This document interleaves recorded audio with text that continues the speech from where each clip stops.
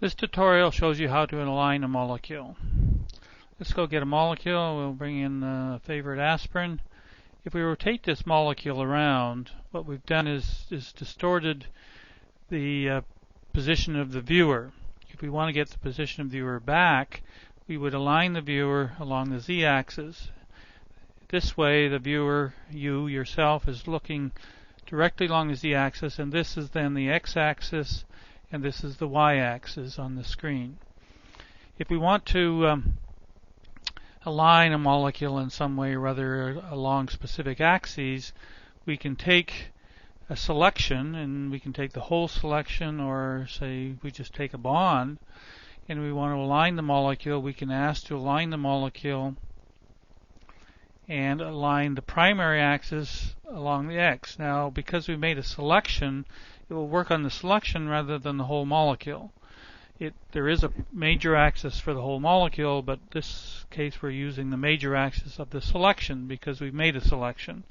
So if I go ahead and do this, this bond is now horizontal along the x-axis because it moved the rest of the molecule along with it, because we have the ability to move the whole molecule at once. We do not have this menu item over here, whole molecule translation. This is not unselected, so when you move a couple of atoms, you move the whole molecule along with those atoms, which is why the whole molecule is now oriented in this fashion without sort of destroying the molecule.